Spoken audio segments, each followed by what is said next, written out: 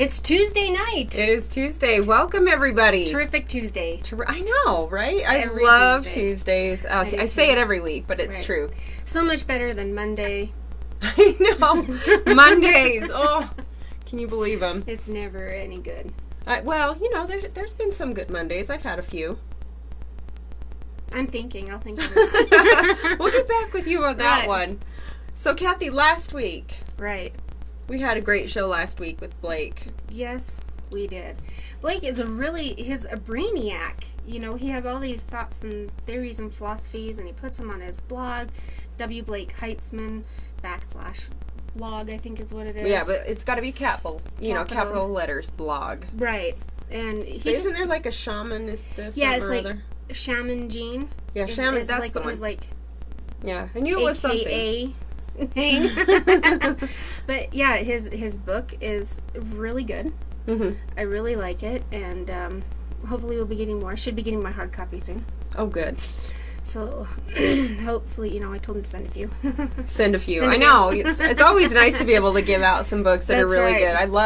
I love getting authors on here because it's just so fascinating to read. Oh yeah, well, and not only that, but after they write the book, or they write their blogs, or they write anything, they have afterthoughts, Mm-hmm. and we get to hear those. I know. afterthoughts, There's which so is many really great. revised books. Oh, like yeah. revision number 2, you know, Right. because it's just after the fact they think of more things that they can throw in there. Right. And it's just, Right, and it's, that's why they're sequels, because nobody won't, 1,000-page book is a little bit hard for some people, I guess, but yeah, Blake is an amazing man, and if you haven't checked him out, he's on our Ustream page. Mm-hmm. Check out the video there if you missed last week. Right. And any other week, obviously. Right. I mean, there's all kind of things that you can learn about and watch here on our Ustream channel, so Yeah. it's good.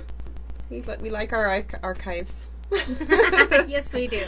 We're also on YouTube, just so you know. Yeah, we do. We have them. We have a lot on YouTube. Yeah, so what else is going on?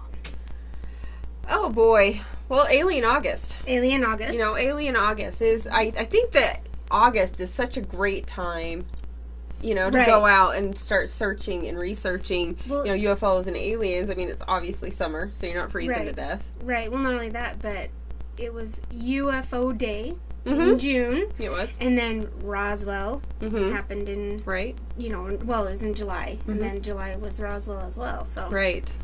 So there's a lot of things that go on, so we just prolonged it and made it into August as well. August is good.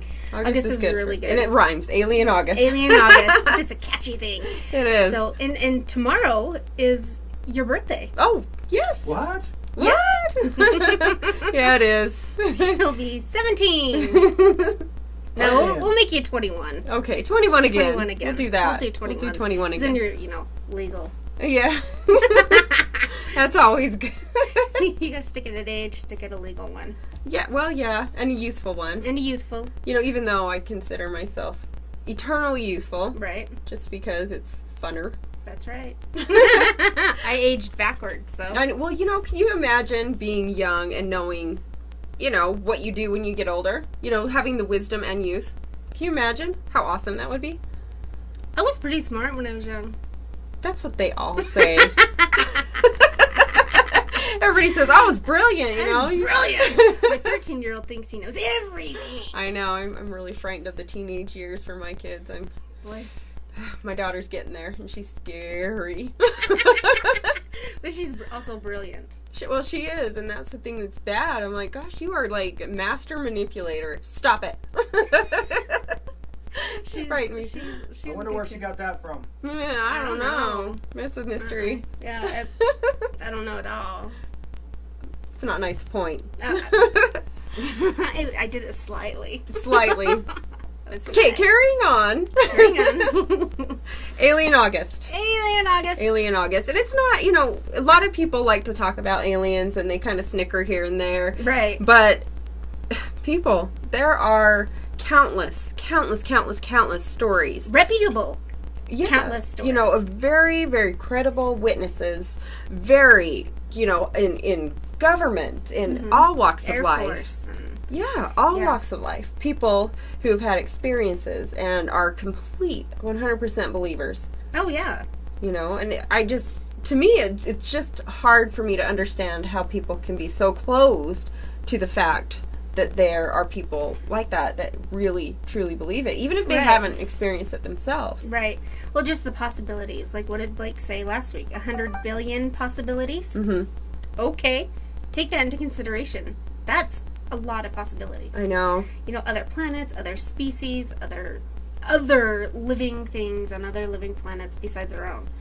I don't think we're the top of the food chain. Well, we may not be, but, that's okay. And right, well, yeah. That's what it is. Right. So, for our guests this week, I'm going to give you guys a hint. Can you see it? Can you see it? Get a close up. Well, there it is. Okay. So, the alien abduction files. I don't know of anybody who hasn't heard about these ladies that is into any kind of alien stuff. Any UFO, any MUFON. They're big in MUFON. Mm-hmm. Huge in MUFON. Oh, just amazing ladies. I mean, this is a real deal. Yes. We have some and they go about it as scientific, and, they're very factual about what, their clients. Well, you have to be. I mean, if you're going to do a study, you need the facts. Right. And you can't just be, whimsical. Right. Well, you can't think, oh, boy, this person's a quack, because I've never heard this before. Mm-hmm. Well, things evolve. Things change. So you have to take in every account seriously and then move forward. It would be very, very hard line of work. It would be a hard line of work. And, one thing, I don't know if you got the same thing from reading the book, but at the end, I mean, throughout the book, you have the facts. You have the, pretty much verbatim, hypnosis sessions. Right, which is fascinating. It is fascinating. Then you get to the end, and then, I don't, like I said, I don't know about you, but you get to see a little bit more into the authors, and you see that they do have, actually, an open mind. Right. It's not just, here's the facts. They are open to the possibilities, and of course you're going to need the facts to back it up. But and who are the authors, girls? We're getting there. We're getting there. And thank you, Kim, for that. We're going to welcome Kathleen Marden and Denise Stoner with us. Welcome, you guys. Hello. Thank you. Nice to be with you tonight. We've been just so excited about this for the longest time, and we really appreciate you guys coming on and sharing your stories and everything with us and our viewers. So thank you again. Yes. You're welcome. All right, so like we were saying, you guys co-authored this book, The Alien Abduction Files, and it kind of speaks for itself, but when you open the book and you start reading, it's just, there's so much depth into these experiences of the people that you wrote about. Can you give us an overview of the book? Well, there's a lot in this book. There is. There are two major, well-investigated, well-documented cases of alien abduction that span many, many years. Credible witnesses, multiple witnesses, intergenerational abductions, and just a tremendous amount of evidence. Hypnosis of two of the witnesses with amnesia so that they did not exchange information, yet their statements were very, very similar. I have to say, fascinating cases of abduction that are still ongoing. You get insight into what it's like to live life as an experiencer. And philosophically, emotionally, how one's emotions can change over time as a person comes to understand more and more of what is going on. Also, messages received by the extraterrestrial beings that have abducted these individuals. And then we have another section in the book where I've written about several cases that I have investigated, but not in depth the way that I've investigated the first two. Right. So, that's pretty much what it is. And you spoke at the end about some speculation as well, Right. alternative hypotheses, and a discussion of these as well. Right, and I really loved that part, because you have all these facts and all these different stories, and yet you're still willing to accept the possibilities that are out there. Different thought lines, different theories, and I really love that. Well, I like the thought, you have to think outside of the box, because we don't know everything. Hypnosis is great.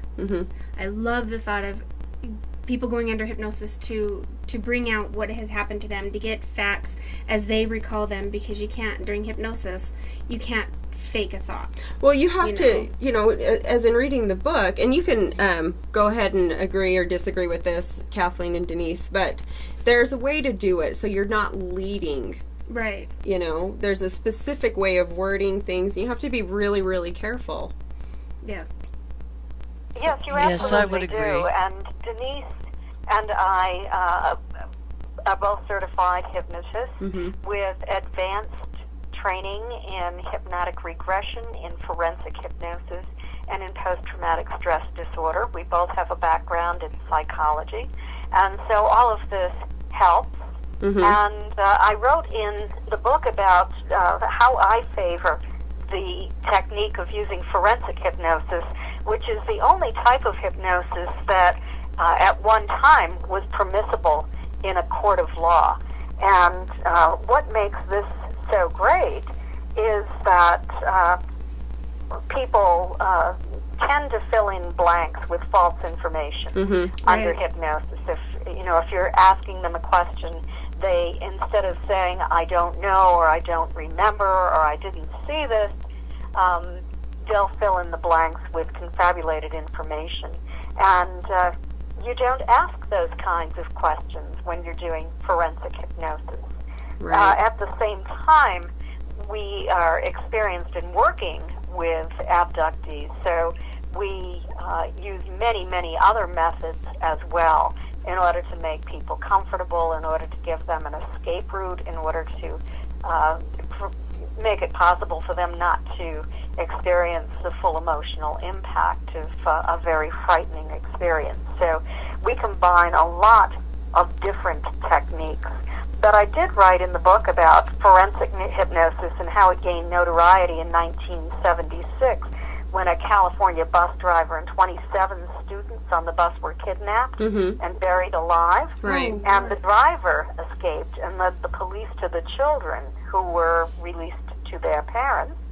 And the bus driver underwent forensic hypnosis and remembered the license plate on the kidnapper's van. And this led to the arrest and successful prosecution of the criminals. So you can see what a good technique it really is when used properly. Oh, yeah. Yeah, I've heard about that in, medical as well. A doctor hypnotized a patient because she's having all these issues, and she left her Native American home and wandered, and she thought her family wasn't going to like her, and she didn't remember where she was, and all of a sudden she just returned. And they're like, well, who are you? She knew her name, but she didn't know anything that happened to her. Doctor put her under hypnosis. She remembered the name of the clinic, what she had, their phone number, their address, and all that stuff. She had lost, years. Right. And hypnosis brought it out. Right. I mean, it's a great, I've never been hypnotized before. Kathleen, I know that Denise has. Have you been hypnotized before? Yes, I have.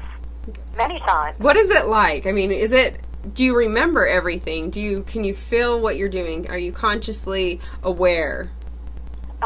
You are consciously aware during the session. All hypnosis is self-hypnosis in a sense. No one can force you to do anything under hypnosis. Most people don't even realize that they are hypnotized. You feel pretty relaxed, and the deeper that you go into trance, the more relaxed you are.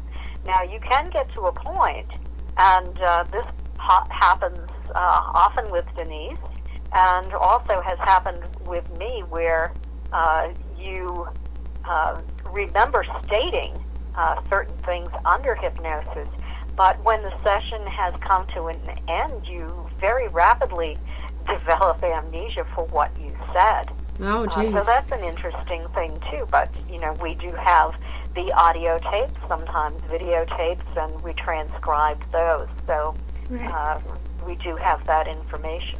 Well, that's good. That, I mean, a potentially horrific, terrifying situation of being abducted or having a very, very, very, very, very close encounter that has left you, is like paralyzed you inside in ways that you don't really, it digresses back, so you don't have to relive that. You relive it for a moment in some ways, like she said, they don't like to bring out the fear, but just of what happened, and then it can kind of seep back into where, your body and your mind forget things for a reason, and then if aliens are involved, I think they have a way of making you just not remember.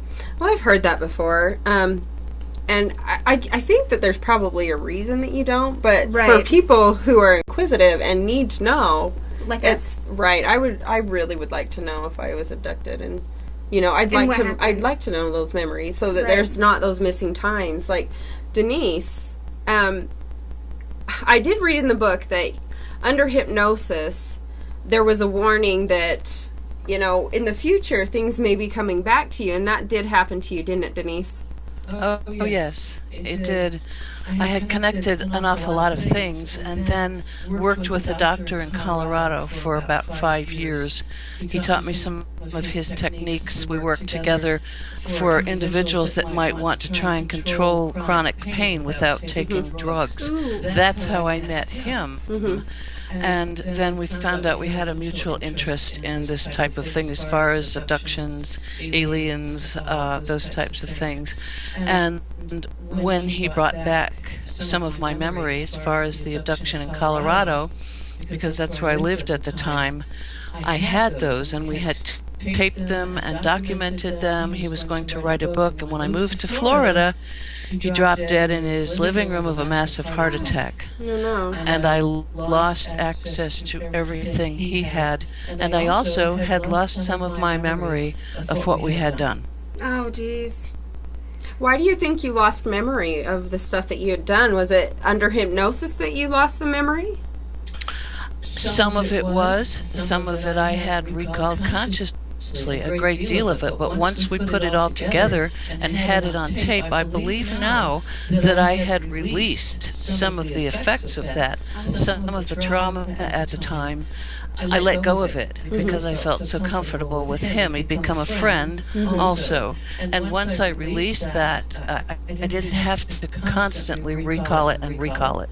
So I just didn't remember. And so many years in between that I was doing other things. I was scuba diving, I was working a government job that was pretty intense. And when I tried to pull back and remember some of it, because I had another place here of missing time in Florida, and I thought, I need to put some of this together again, and I couldn't. Yeah. Wow. And that's kind of what I was getting to is, like, for me, I have a moment of missing time. I don't know what the heck happened. I have no idea. And it was actually in Florida as well, which is really weird. But I constantly, if I stop and I think about it, you revisit it and you obsess over it, and you're like, and for me, I try to bring those memories back. You know what? I just understand. Something. Yeah, on a different level. My brain is doing something weird and I'm forgetting days and things like that. So, but yeah, it's frustrating. It's difficult to remember. Like after surgeries, I don't remember. I've had a lot of them. There's I'm like, oh, what happened? I don't like it. Yeah, and Denise, I mean, what finally made you want to come out and bring these memories forward and talk about them? Right. Well, several things. Some of them I don't know if it was coincidence. I don't really believe in coincidence a lot of the time, but I had been emailing Kathleen. I didn't know if I would ever meet her, and but we were writing back and forth because we were both working with abductees, and I wanted to get some of her ideas and thoughts on how she was working with people that came to her, because I was running a support group down here, and I had people coming in who were exchanging their experiences, and it was getting to be pretty intense. I wanted to know what she was doing and see if she would share with me. And then she came to Florida, and I didn't know that she was going to move here. She attended one of my move-on meetings. Oh, wow. And when she did, she walked in the door, and I thought, no, that can't be. She just walked in and sat down, and I thought, we really didn't introduce each other, and I knew who she was. So, she's not going to tell. Well, yeah, well, what a great surprise. I mean, especially, yeah. I know that a lot of people need some kind of support group, and did you have to. Yeah, it doesn't matter. Yeah, it doesn't matter what it is. Like with chronic pain, chronic migraines, alien abductions. I mean, I know there's there's a big deal there, but you need a support group whatever you're going through in your life. You know, that's true. And I thought, well, maybe she doesn't want everybody to know who she is, and if they don't, that's fine. And I'm good at keeping secrets, so I kept my mouth shut. And then I thought everybody that did know who she was just walked up to her and began to speak to her, and I thought, okay, then I can too. So I did, and it was a very, very nice meeting, and I went up and began to talk to her, and through a period of time I thought, well, I'm just going to say something. I think I feel comfortable enough to say, I have some missing time too, because then I had no one else to talk to. Dr. Romack had passed away, and I then invited her to lunch at my home. And I had so much going. I'm not a real organized person when I get involved in too many things. Yeah. So she came over, and I just kind of tossed the lunch on the table, and we were talking the whole time. And it turned out that we both lived in a certain area way up in the mountains in the middle of nowhere in Colorado. She was just down the street about 30 minutes in snow. And we had like two one-way streets. I don't know if we even had a red light at the time. And I started to talk about a craft that my husband and I had seen, his first sighting in broad daylight, along with other college students. And she said, well, when was this? What town did you say? And we started to put it together, and she most likely saw that same craft on the same day over the same group of foothills, and we observed it for over 20 minutes. Oh wow, is that a long time to be observing a craft? Yes, I would. Yes, very much so. I would think so. Yeah, because usually they're just fleeting. Like a lot of reports that they see them and then they're. So how close was this? I mean, how good could you see the craft? Oh, it was very close. You could see portholes in the windows. Oh, you wow. couldn't see figures, really, but you could see portholes, lights, and it was like it was putting on a display for us. And we were on the second floor of an old kind of a ski lodge that had belonged to Bing Crosby and Bob Hope, and our landlord had pulled it off the river and turned it into apartments for college kids. Oh, wow. There's a college up in the middle of nowhere in this town in Colorado. So we yelled down to the garage had been brought to and converted to apartments. We yelled down to the kids that came home from their classes and said, hey, do you see that? Oh yeah, we've seen those before. And they just walked inside. We were astounded. So I am astounded, first off, that you saw one for that long. Second off, how is it that it's still considered mythical or whatever you want to call it, if people have seen it in broad daylight for 20 minutes and there have been multiple people that had seen it? Well, yeah, and everybody's like, oh, yeah, well, we see that. That's, we've seen that before. Go on their own little merry way. What the heck? Yeah, so why is that? You'd have to live in that town. And so. Kathleen is well aware of what that town is about. It's very odd. I think it still is. You can... it's got out of college there. It was Western State University, to name it, if I can. I don't know, Oh, but yeah. there's the town that Kathy was in had not much at the time, a school, and in the winter you'd be lucky to find the little theater that was there, because sometimes the marquee was laying on top of the snowbank. Wow. So I have a weird question. Oh, a weird one. Oh, here we go. Now we're getting weird. There's more aliens in that area, and they take you, and there's been reports of psychic abilities and stuff like that. Are college students that go to that college, like, smarter than the other ones? I mean, does that have, well, think about it. What are they giving? No, really, if they're given more, if they're being It's like abducted. the equivalence of an ejection of the textbook right in their brain, verbatim. Right. Because I might want to send my kids there. I know. Wow. You know, I babysat because my husband was going to school at the time, and then it was going to be my turn, and things turned out differently for us. But at the time, I believe Kathleen was teaching school, and she might be aware of some of that. How were the students? Kathy, do you know? Would you say they were smarter than the usual? Or I'm not aware that any of the students at Western State College were being abducted. I hadn't heard of that. I was 30 miles up the road in Crested Butte, and yes, teaching school. And I heard of a young couple, actually, from Crested Butte who were parking up on Kebler Pass, which is just a dirt road that crosses the mountains. It was open only in the summer. And so they were up there parking, and a UFO came down right over their car and frightened them half to death. I don't know if it was an abduction or not. I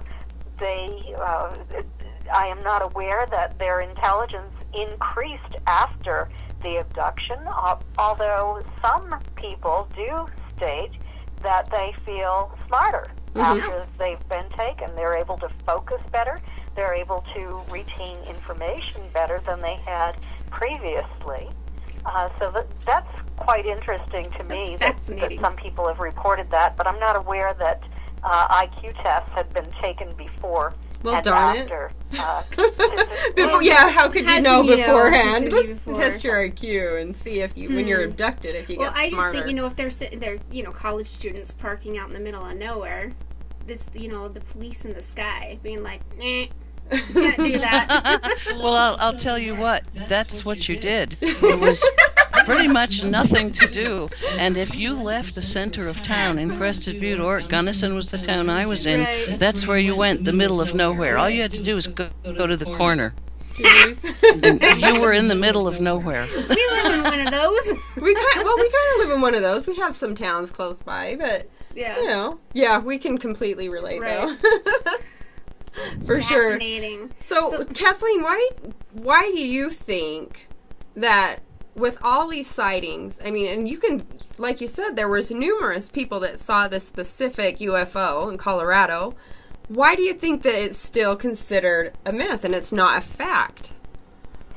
Well, it depends upon who you ask. I mean, the official government policy is that it is not real, and there is a small group of very vocal debunkers who do all that they can to convince the public that this is something that is fictitious and invented by fantasy-prone individuals. But if you really take a good, close look at it, it seems that disclosure is happening all of the time. Look at Edgar Mitchell, for example.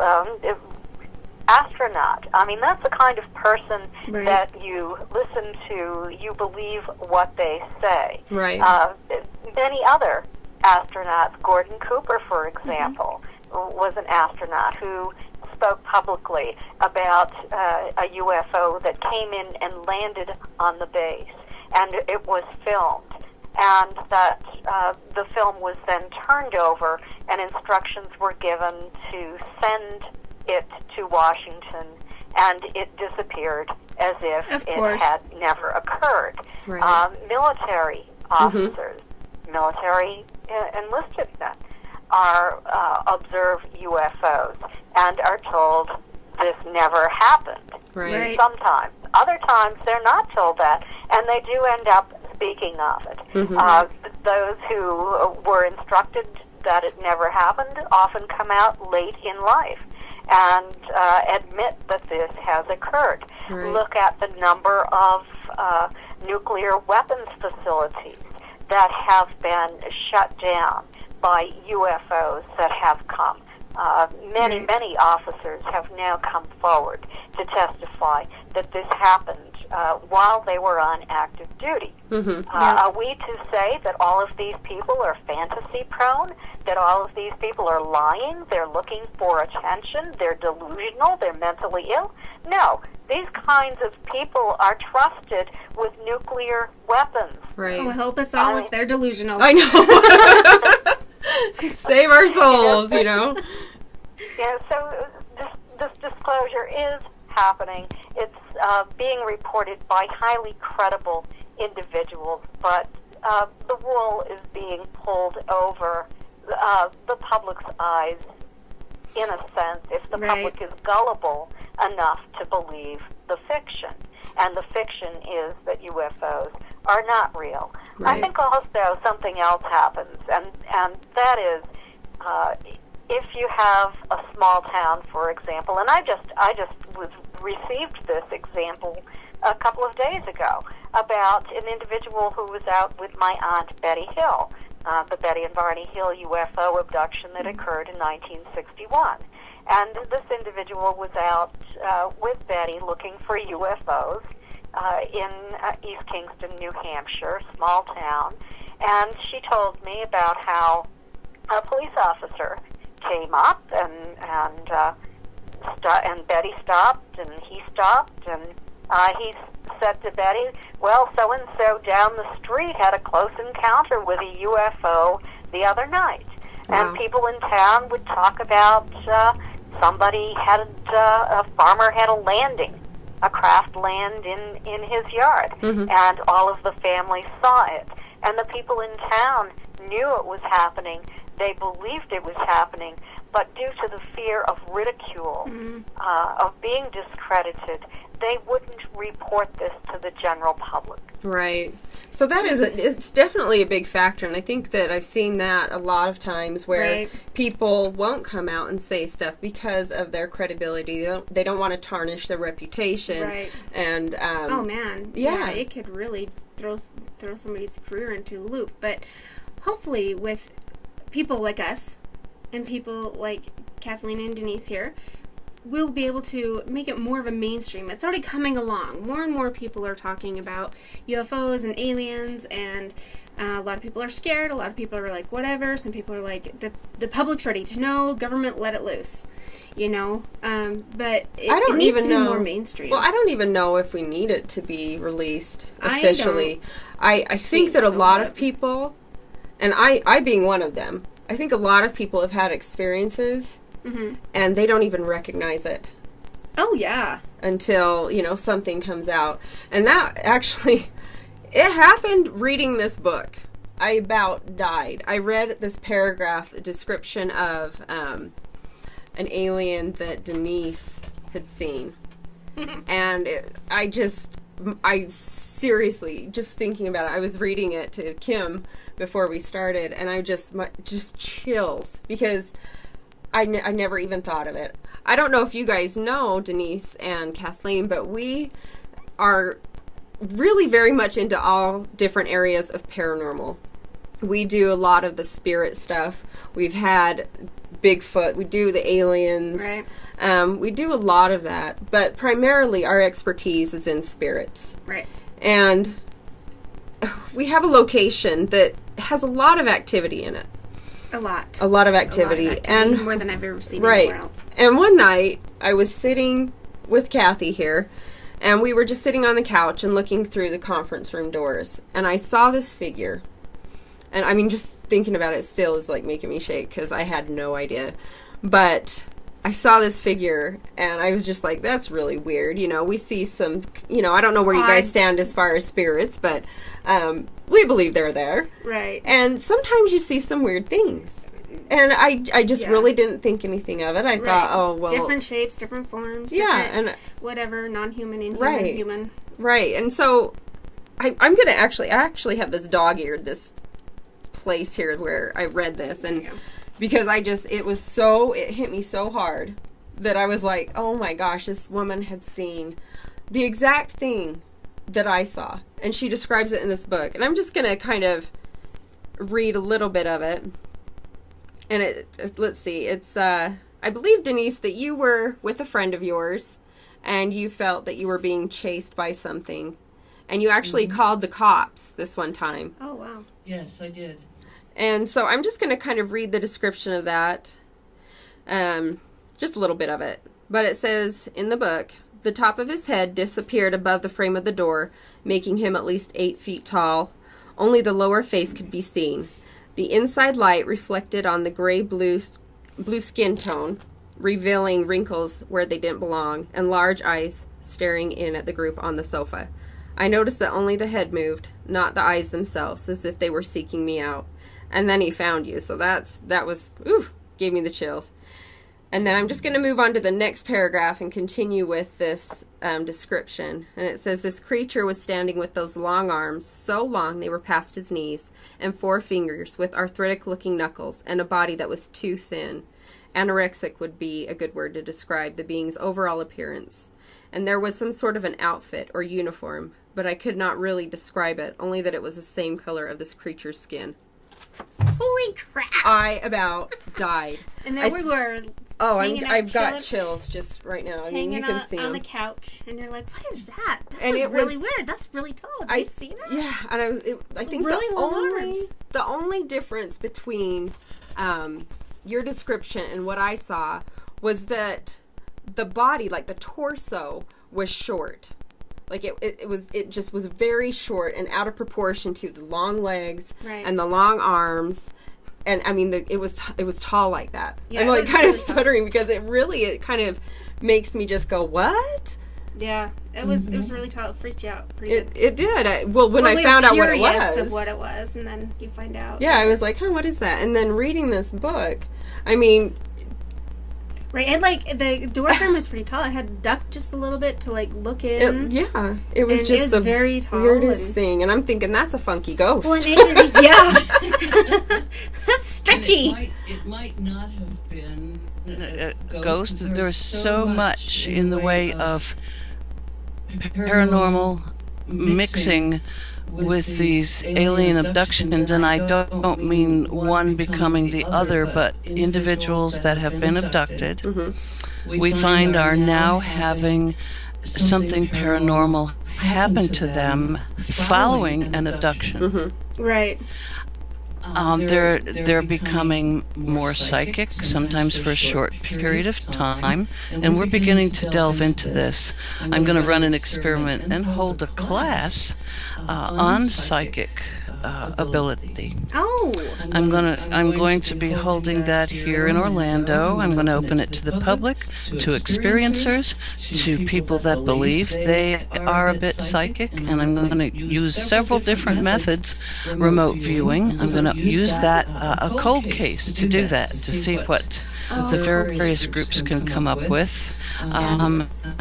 Some automatic writing, some spirit involvement, and we'll put it all together and see what we come up with. That's amazing. But this creature that I saw scared the policemen in the backyard in that yard in California. They were large and they were very dark. And he was standing on a lower patio step, one that we all had in those homes, that you had to step down onto it. So it might have lowered him enough that he could look in. I'd have to go back and look at that home. But that policeman was terrified. He was very young, and when he left, the tires screeched. Oh, geez. Yeah, I believe it. I mean, especially with somebody who has a very rational, analytical mind, seeing something of that nature. I mean, it didn't shock me as much as it could have. Because we just thought it was a ghost. Yeah. We're like, oh. But to be somebody who doesn't believe in that, who has never experienced anything paranormal or out of the norm, yeah, Yeah, I'd screech my tires too, and I don't even know how. You figure it out real fast. I'd figure it out real fast because I'd be Fast. cruising out of there. That would be, having a police. What was in his police report? What did he say? I wish I had gotten hold of that, and I didn't. I was, a teenage kid in high school, and I counted on my girlfriend, who I'm still in touch with. I tried to find out how much she remembered, and her whole family were extremely intelligent. Her mom has since passed of Alzheimer's disease. Her dad passed away having a heart attack. Her two brothers, she's going to ask them for me what they recall. They were a lot younger than us. There were 7 or 8 in the family. Her sister was one of the first women mathematicians to get a job at the Cape down here in Florida. They were all very brilliant. She was not there, but this gal was, and she recalls sitting on that sofa. She has since, I believe, refocused, so she remembers looking at something, but not what it looked like. She cannot recall. Huh. Yeah. Well, maybe you guys are going to have to hypnotize her or something and find out, put more pieces together. You could. You Yeah, definitely it could. would be nice. Very interesting to find out. Well, and I love detective stuff. I love investigation stuff, and I love putting pieces of the puzzle together. I do too, and I love that, Denise, that you're willing to take that a step further and go farther into other paranormal realms that Right. they do kind of cross. And we've got some think so. investigative teams that follow the ufology and stuff like that, and they've been consulted by paranormal teams and Right. vice versa on different things of that nature, just like you said about how, well, there's an alien sighting or UFO sighting, and then all of a sudden there's some paranormal stuff going Right, on. stuff's moving around the Right. room, like isn't a poltergeist, or they feel like they're being watched more, or... Well, that would come in, well, I think would, with aliens anyway. I think but- I'd be just naturally paranoid. But, Well, and Kathy's had some involvement with abductee and orbs, and as I've had reports, she's had more close-up work with one, so it's time that we begin to put this together. I agree. Right. Now, Kathleen, Denise just said that you had experiences with orbs. What would you consider an orb, and do you see it with your own eyes, the pictures? I mean, what do you consider an orb? My personal experience with an orb, well, let me tell you the history of it to begin with. Okay.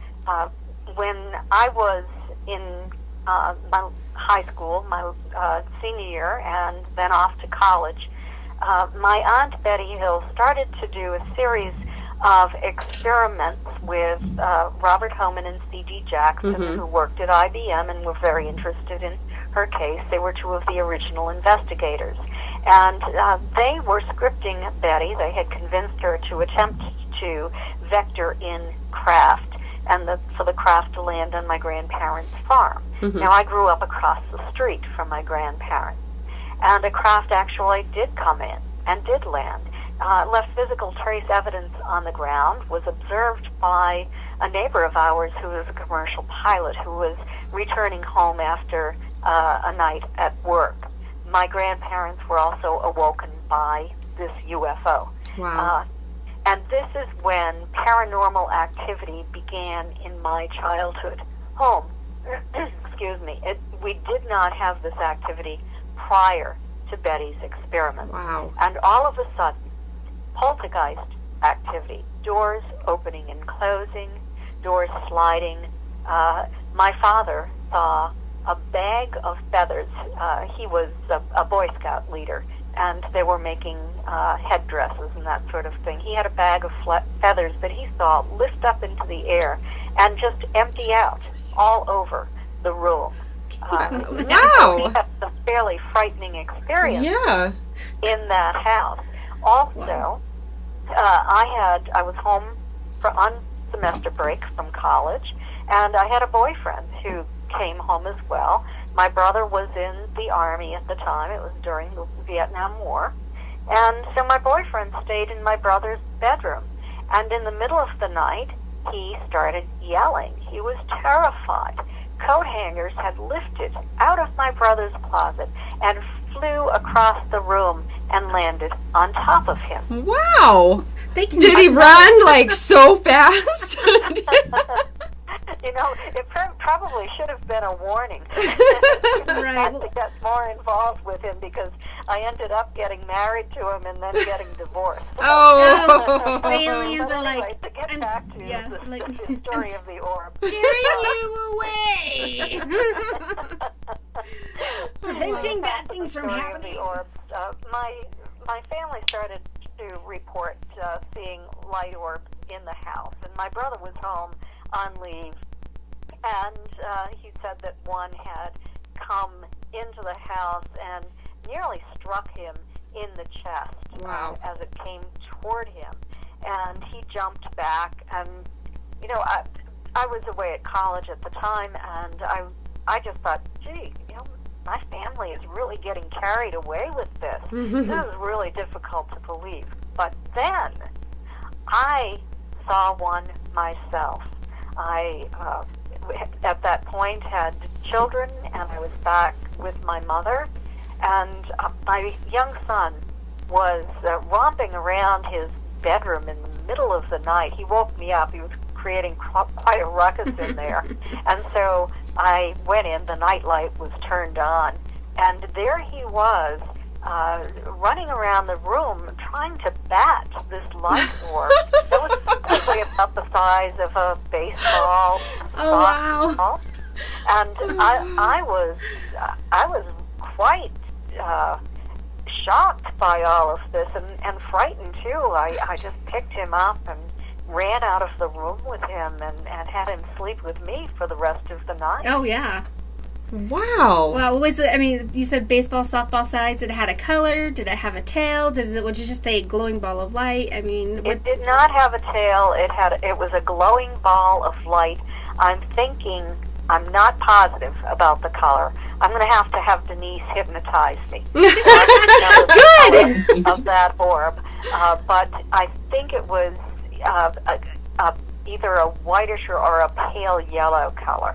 Okay. I'm not positive about that. That is so That's fascinating. Yeah, you hear of orbs and you see people have pictures of dust and they're like, oh, spiritual energy. No, it's dust. But Or alien. No, that's where I'm getting to is you have it emits its own light. It is its own light source. It moves in a radical pattern. Just because it's this big on your screen doesn't mean and see-through doesn't mean it's energy. You know, so having the stories like that with real size, good size balls of light, real ball size of light that is frantically either playing or apparently trying to escape from avoid getting caught from the little her one. brother. You know, either way, but you know, those are what I would consider real orbs, real energy, real something. Whether it's alien energy, or it's like it's a little drone coming in to check things out first, or you know, or a spiritual energy. I don't know, but that's fascinating. It is super, super fascinating. I really have a hard time with the whole paranormal and alien thing together. I mean, I would have never in a million years. Right, it's one of those explosion in, you know. Well, and then moments. to find out, I mean, and this stuff has been going on for years and years and years. It's not like it's a new thing happening. It's just a new thing being talked about and actually considered. People are becoming more comfortable, which is amazing. I love it. It is. It is very amazing. So, Well, Kathleen... I have to tell you that going back in history, Dr. Alan Hynek was aware of this. Are you familiar with who he was? No, go ahead and explain a little bit. For Project Blue Book, he was the Air Force's astronomical consultant. He was an astronomer. He worked at Northwestern University. He was the head of the planetarium there, the observatory, and you know, quite renowned. Had a doctorate in astronomy, and he also finally came to announce, after many years of debunking UFO stories and saying it was swamp gas and that sort of thing, he ended up leaving that job and stating that UFOs he believed were worthy of study. They seemed to be real. And he started the Center for UFO Studies, CUFOS. And he started to investigate some of this, and Jacques Vallée, who worked with him, did as well. And he was a French astronomer who came to this country and very, very well known many years ago, and worked with Alan Hynek. And they considered it to be high strangeness, is what they called it. High strangeness. But they didn't really pursue the study of this in order to determine exactly what was going on, the way that Denise and I are now. I mean, in the past, if you ever brought this up, your career as a ufologist might be over, because it was really frowned upon. Right. Right. I was looking on the internet, and I just, I like to go and see different stories, and just, for a couple reasons, just for my own knowledge. Right. And then to kind of help explain some of the things like that I've seen and that I kind of theorize about. And I came across a seminar with a gentleman named Charles Hall. Have you heard of him? Yes. What's your take on that? Forest case. What was that? From the Rendlesham Forest case. Yes. That one. Yes. Yeah. Yes. His story was the most fascinating thing. I was just shocked. Just shocked. Yeah. What do you think of his story? I mean, well, here we have another Air Force officer. A person who is highly credible, right, and a person who has come forward to tell the truth about his experiences. There have been people who have attempted to debunk his case. Right. This always happens right, when a credible person steps forward. Right. And the more evidence there is, seems the more fury behind those who want to debunk their case and discredit them. Right. Right. That's when He people is disappear. Believable. He has a good reputation. He does. I've talked to him. I've been to his lectures, and yes, absolutely, he is credible. Right. I was just completely blown away by him. I don't know how I came across him, probably because of the tall whites, because my experience, I kind of put it in with the tall whites, because I don't really know how else to describe them. Apparently there's several species. Right. So that was very, very fascinating to me, and I would love to talk with him and pick his brain. That would be Definitely love to. That'd be fun. Yeah, so we have a ton of questions to ask you guys. Hopefully we can get through them all, because, we all want to know things. Right. I want to find out about implants. Right, and stuff like that. But we do have a break coming up. We're going to take a break, about 5 minutes, and then we have a segment from Larry that he does for us every week. And then paranormal news all the time. Paranormal news all the time. And then we will get right back with you guys. Okay, Denise and Kathleen? Yeah, sure. Okay. Alrighty, so everybody, stay tuned. You got about 5 minutes to go get a drink, get some popcorn or whatever. Do what you gotta do. Do what you gotta do, and then we'll get back and talk with Larry. Right. Alright, nobody go anywhere. Sounds good.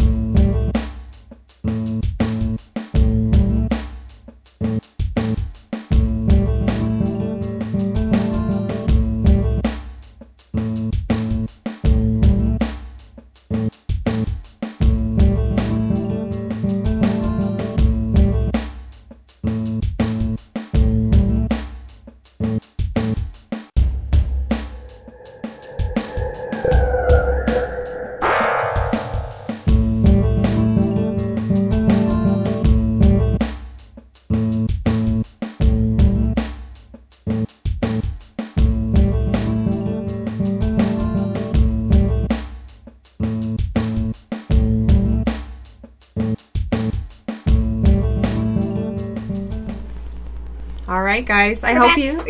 We're back, and I hope you guys went and got your popcorn and your drinks and whatever else that you needed to do, because we're heading right into Larry's segment from Big Time Paranormal.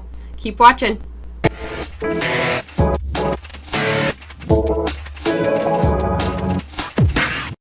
Hi, welcome to Big Time Paranormal. My name is Larry Gonzalez, and I'm very grateful that you're here.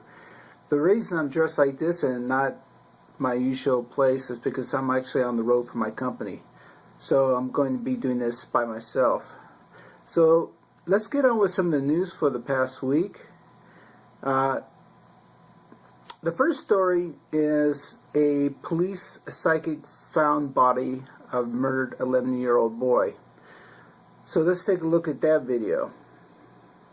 She says she had a vision and knew where to look. Tonight, we're hearing from the woman who found a buried body near the house of missing Menifee boy Terry Smith.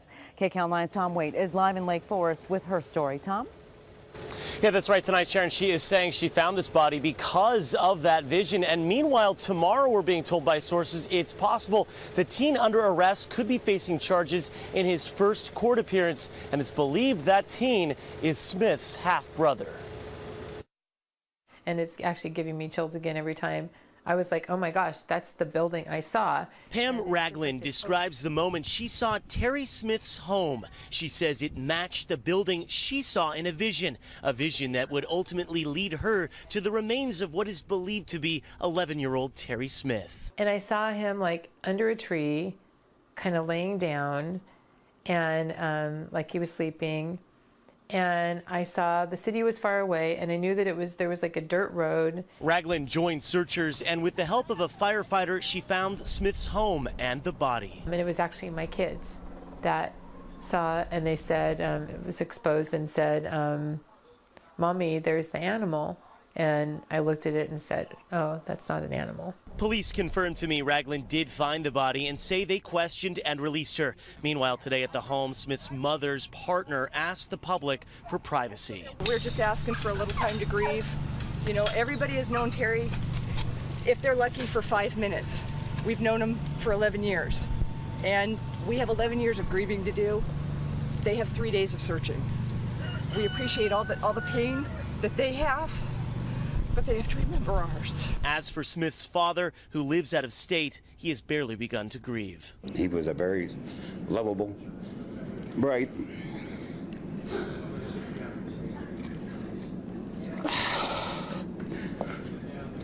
child. I just went home. And at this point, the coroner has not yet identified the remains that were found on that property. As far as the remains go, it's believed that body was not moved, that it was there the whole time. Police and firefighters and volunteers simply did not see it initially when they began their search. Reporting live, I'm Tom Waite, KCAL 9 News. Okay, that's sad on one case, but it also helps verify that people have some kind of ability, even though some people don't want to take it seriously. The next one is actually, it's an uplifting story. It's a very strange story at the same time. Once in a while you hear about these kind of things happening, and I don't know what to make of them, but here's a video that's been in the news for the last few days. Check this out. We turn now to a story that some say is a true miracle. A woman trapped in the wreckage of a car crash as rescue workers try in vain to free her. Like an answer to a prayer, help arrives just in time, but that is the beginning of the mystery. ABC's John Mueller has the story. This morning, a small Missouri town is looking for the man in this sketch. He's not suspected of a crime, but a miracle. I think that this time I've actually witnessed a guardian angel at work. Sunday morning, a drunk driver hit Katie Lenz head on, pinning the 19-year-old in the front seat of her convertible. Her vital signs failing fast, she asked rescue crews to pray with her. That's when first responders say a man who looked like a Catholic priest seemed to appear out of nowhere, despite a 2-mile perimeter blocking the scene. He began to pray and use the anointing oil. There was a calmness that to me seemed to come over the entire scene.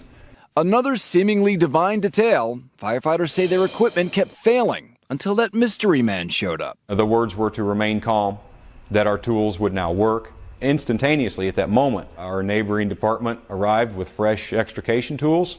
Lenz was saved, but when crews turned around to thank the man, he'd vanished. This morning, Lenz is recovering in the hospital with broken legs and ribs.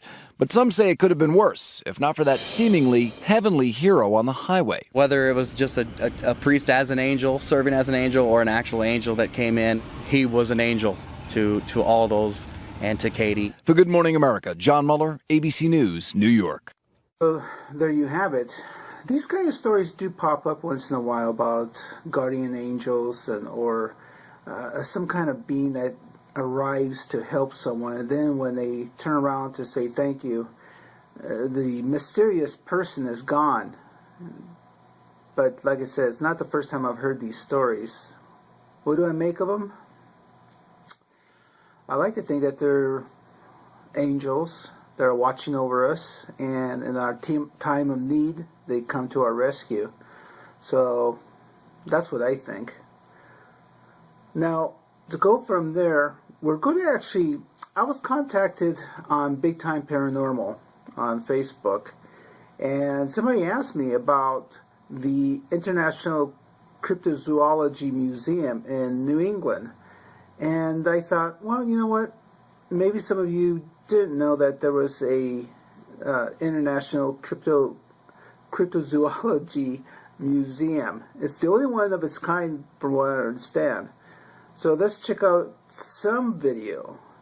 This was originally on a show called New England, USA, with host Brett Parker. So let's take a look at some of that. Warren, nice to meet you. How are you? I'm great. Thanks for setting this up. Thanks for having us. This is great. Welcome to the International Cryptozoology Museum. Only one in the world. In my book, Cryptozoology A to Z, I specifically define cryptozoology as the study of hidden or unknown animals. What we know is museums like this really do come out of personal collections like mine. So in 2003, the museum began with a real organizational effort. In 2009, it moved to downtown Portland. And then last year in 2011, we became a nonprofit and expanded into this area. Since we are the only cryptozoology museum in the world, we have some of the information that is only available here. For instance, in 1959, there were various expeditions looking for Yeti by a man named Tom Slick, a Texas oil and beef millionaire. Brought back in 1959 a real cast of the Yeti that he found in mud. Most of them are found in snow, and for him to actually have found footprints in mud was really a major discovery. His Slick Airlines was used as one of the airlines that the CIA used. Sounds like the coolest guy on the face of the He earth. was. I've never heard, and I'm embarrassed to say I've never heard of this guy. Well, that's why I wrote my first book on him in 1989, because I kept reading about the Yeti, and there was one line: Tom Slick sponsored an expedition in 1957 or 58 or 59. And I was thinking, well, why doesn't anybody write a book? Why doesn't anybody do research? This guy is amazing. So there you have it. Now, our next story. Now, if I went into my grandmother's attic, I'm sure I could find a lot of things, which would have been like photographs, old hats, dresses, toys, furniture, anything like that. But I don't think I would ever find something like this. A bizarre story out of Germany. A 10-year-old boy was rummaging through his grandmother's attic when he came across an incredible discovery. He found a mummy. Dominic Velitis is following this story. Dominic, I would have loved to hear the conversation between the two upon finding this rare mummy. Tell me more. Priceless, wouldn't it? Yeah. You couldn't make this one up, could you, Asher? As you mentioned, a 10-year-old Alexander Kettler was up in the attic of his grandmother's house in northern Germany when he discovered what appears at the moment to be a mummy. He found it inside a sarcophagus complete with hieroglyphics, which in turn was packed into a wooden crate. And some other items were found alongside it as well, including a death mask and a canopic jar, which is what the ancient Egyptians used to store removed organs in. Now, the boy's father is convinced that the jar, the death mask and the sarcophagus are fakes, but says he will be loading the mummy up into his car and driving it to Berlin so that experts can take a look. He does believe that the mummy is real. His father apparently travelled to North Africa back in the 1950s, and back then there was still a trade in genuine mummies, partly fuelled by a rather strange trend back then for mummy unwrapping parties, where people would go around to their friends' houses and, well, you've guessed it, unwrap a mummy. But if it's real or not, we'll have to wait and see. It's in the hands of the experts now, or possibly even in the trunk of Alexander's dad's car and on the way to Berlin. Asha. Quite the family history there, Dominic. Absolutely. Thanks so much. Dominic Velitis in London. Okay, there you have it. A mummy. Not a mommy, a mummy. I know in the early days when Egypt was being looked at through European eyes, and they would actually take a lot of these mummies and take them to America or whatever. I also know, and this is really tragic, a lot of times what they would do is if a train was going down the tracks and they were running out of fuel, they would actually take mummy bodies and throw them into the engine for fuel. So you can imagine how many bodies were destroyed, how much was lost in those early days. So thank goodness that we have things in place to protect those kind of artifacts. So yeah. So our next segment is going to be horror hosts.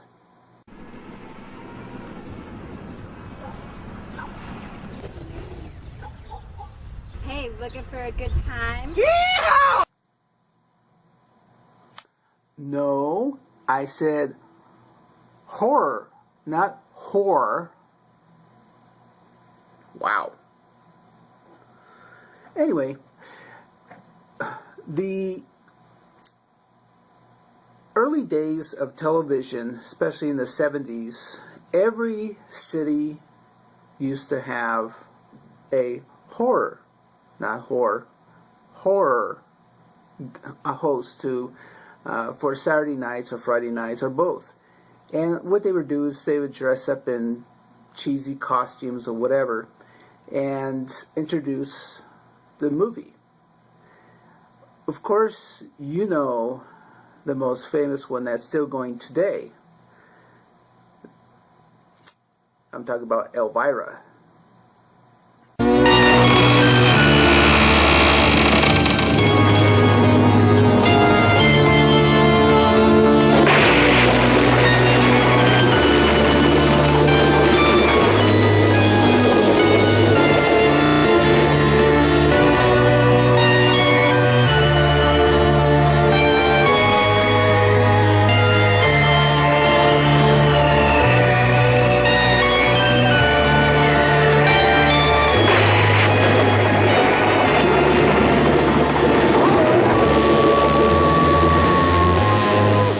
Hello, darling, and welcome to the show.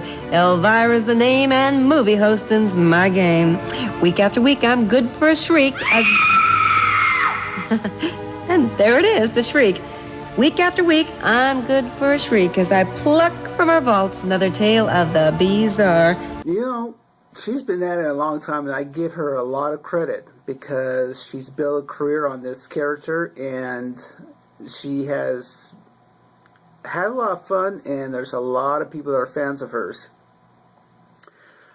I don't know. I could think of a couple of reasons why they're fans of hers. Anyway, one of the other ones that are going today is Svengoolie. Now, he's out of, I believe, the Chicago area, and he's still going on today. He's been at it for a long time. And you can see him on MeTV. That's METV. Every Saturday night he hosts pretty good shows, pretty good movies. I watch him once in a while myself. So let's see the introduction to his show. Calling all stations. Clear the air lanes. Clear all air lanes for the big broadcast.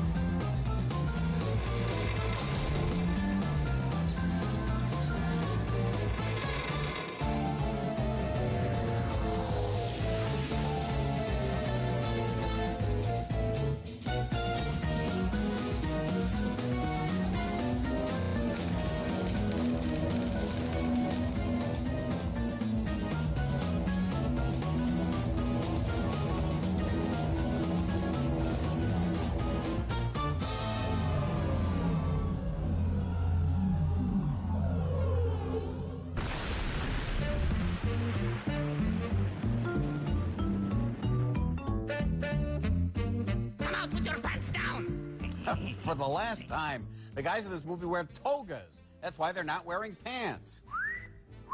Except him. Knock it out before I call human resources. And the source of many of this movie's characters is Greek mythology, where one would meet a brave young warrior named Jason.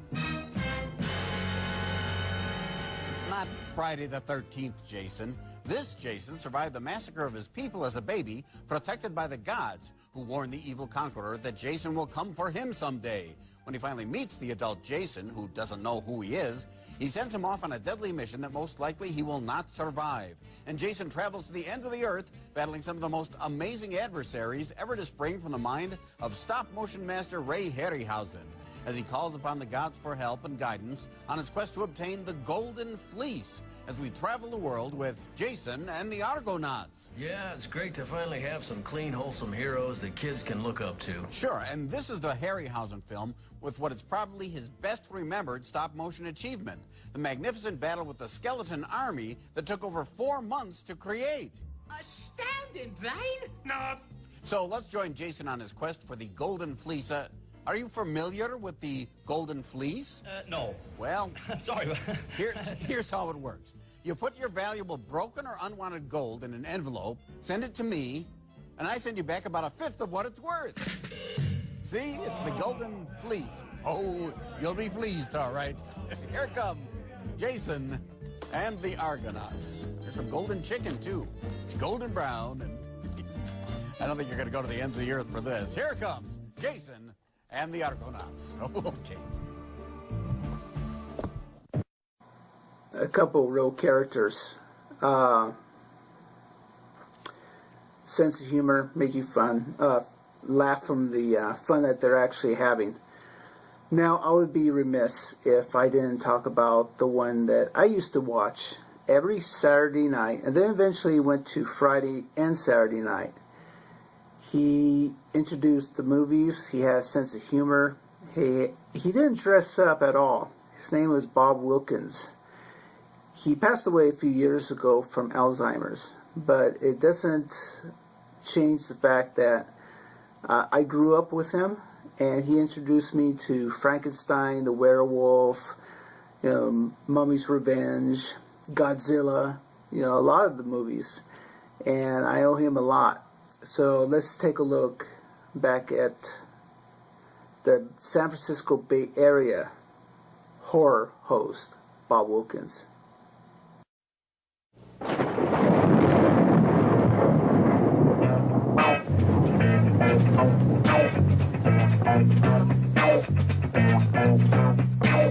Can you feature that awful creature? Can you feature that ugly creature? Creature features and feature features about creatures. Creature features. Now the strangest thing about this show on tune is its host, Bob Wilkins, and he brings it to you.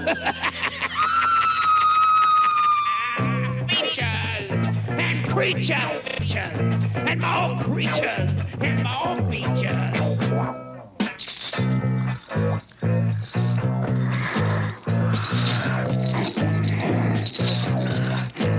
And the creature gonna get you tonight. You better not turn out your bedroom lights. Yeah, Bob Wilkins. What used to crack me up is if he got a really bad movie playing that night, they would leave little cards on his chair, and the cards would say something like, movie so bad I can't sit here and watch. They made fun. And I know in the early days he used to buy the movies in packages. It would be like three really good movies and one clunker. But they had to show the clunker as part of the package. Today it's a lot different. But back in those days, packages for independent stations were big. So now we're going to cover one convention. Finding conventions on YouTube is really hard. That are coming up. So this one is a simple one. It's just someone that recorded saying, that they're going to be at the Las Vegas Paracon. And that's coming up real soon. I believe it's the 24th, I believe, or the 23rd. I can't remember at the moment. And of course, it's here in August. So take a look at a very simple video that comes across really well. Hi, I'm Karen Rontowski, host of this year's Las Vegas Paracon, being held at Binion's Gambling Hall and Casino August 23rd through 25th. It's going to be fantastic. We have guest speakers including celebrities like Ben Hansen. We have gallery readings, workshops, vendors, and if you're good, you can even try my new time machine if I'm done building it by then. Although I probably won't be, because so far all I've done is pick out the carpet. Bring everybody. It's a family event. Even bring the uncle you can't stand because he always wears his socks with his sandals. You just point him to the UFO table and you know you'll never have to see him again. Look for us at the Las Vegas Paracon on Facebook. Thanks, and see you there. Okay. So remember, if you have a convention that you want to promote, or a gathering or something like that that you want the public to be aware of, contact us. We'll be always happy to show it to, right here on Worldwide Paranormal Network. And we always could post it on Big Time Paranormal. Now, if you have a team, I would love to see the video of your team. Team out of Modesto contacted me. They're apparently putting together a video to show right here on Worldwide Paranormal Network, and I'll be posting on Big Time Paranormal on Facebook. I'm saying paranormal so much, this guy tongue twister by saying it right. But I want you to know that each and every week we'll try to bring the best for you and try to make things lively for you. So until next week, remember, today is your day. Go out and make it happen. We'll see you next week.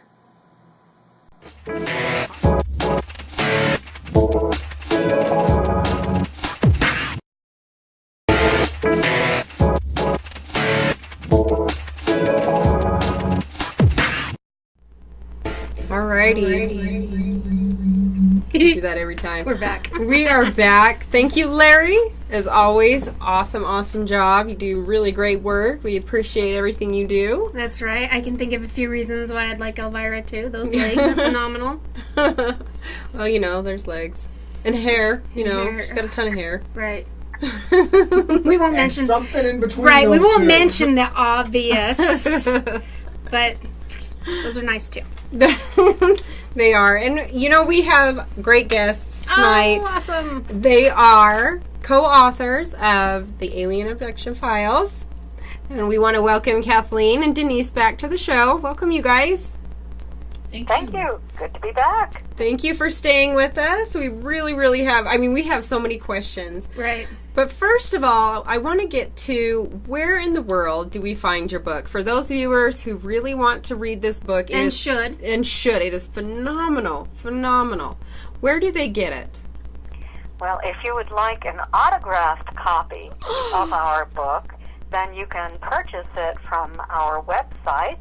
Mine is Kathleen with a K Marden MARDEN.com. And Denise, would you like to give yours? Yes, it's Denise Stoner.com.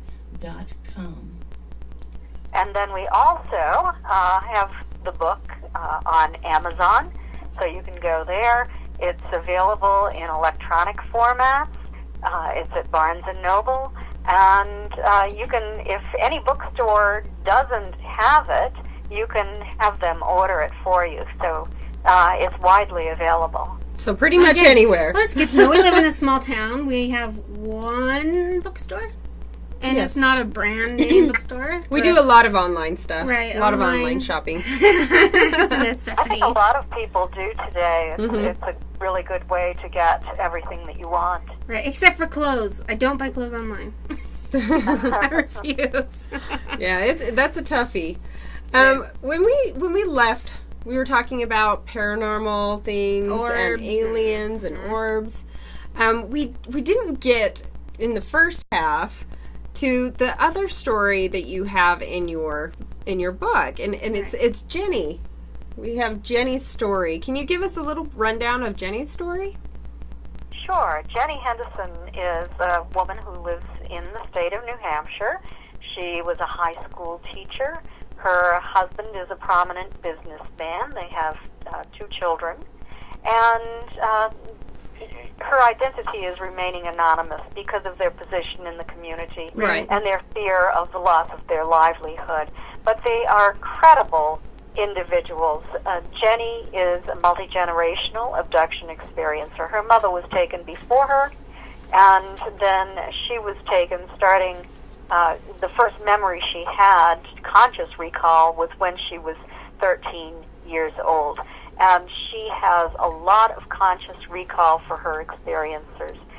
Years and years ago, she went to a hypnotherapist who gave her a post-hypnotic suggestion that she would remember what occurred. And I'll tell you, this really created problems for her because it was terrifying. Right. And she would lie awake in bed at night, fearful of falling asleep, but particularly when she would receive a telepathic message that she was going to be taken. I couldn't even imagine. It created big problems for her. So that's the reason that she originally came to me was to help to work all of this through and separate it out to try to determine what was real and what might have been dreams or some other type of experience. And fascinating story. She's received a lot of information from the ETs over the years and has undergone some very interesting procedures that apparently have been done, I think, to heal her. Wow. She had something happen when she was on the craft in 1988. She was taken, her 2 children were taken at that time also. That would be terrifying to me. Oh man, leave my kids alone. Right. Oh, absolutely. And that caused big problems as well. You know, to not be able to prevent her children from being taken. Right. And so she apparently might have had radiation exposure. She had burns on her body, burns on her upper back. When her eyes teared the next morning, red trails ran down her face. The texture of her hair changed. She had hair loss. I have her medical records to verify this. Also, when she woke up that morning, she discovered there was blood on her pillow and also on the pillows of her 2 children. So it appears that they probably were given nasal implants. Right. And that caused the bleeding. The children had some memories of what occurred as well and became very, very fearful about all of this. It changed the children. And this is their story and the experiences that they have had over many, many years and how they've come to understand what is happening, to look at it more intellectually and with more curiosity. And I think it's a fascinating story. And I have to tell you also that she has undergone psychological testing and has come out normal and even testing for personality disorders such as fantasy-prone personality. She does not have a fantasy-prone personality. Right. So, you know, a lot of times you hear about, well, all experiences are fantasy-prone or all experiencers are having sleep paralysis and hypnagogic hallucinations. This simply does not apply in Jenny's case, nor does it apply in Denise's case. Right. Well, Denise was awake during hers. Yes, and so was Jenny. Yes. Yes, and there's something there that we've been working with and what is going on in this instance, there's a good possibility, and I tend to believe it now, that Jenny and I saw each other on a craft. Right, wow.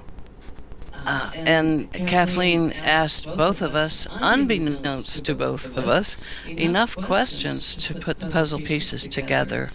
And we weren't sure, either of us, because we had not met at the time. Yeah, that's crazy. Do you have any idea of why you guys saw each other? I mean, what is the connection? Is there one?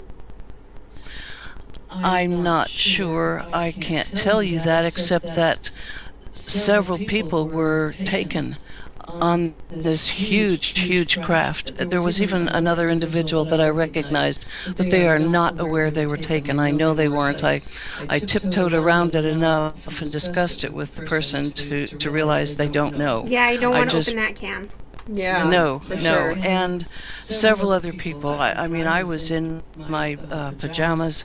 Another woman was wearing a cocktail dress and fully dressed for the evening, and so on and so forth. And we were put on a balcony and taken somewhere that it looked like the Swiss Alps or Colorado mountains at night. We were given black boxes and asked at a certain time to drop them into the forest.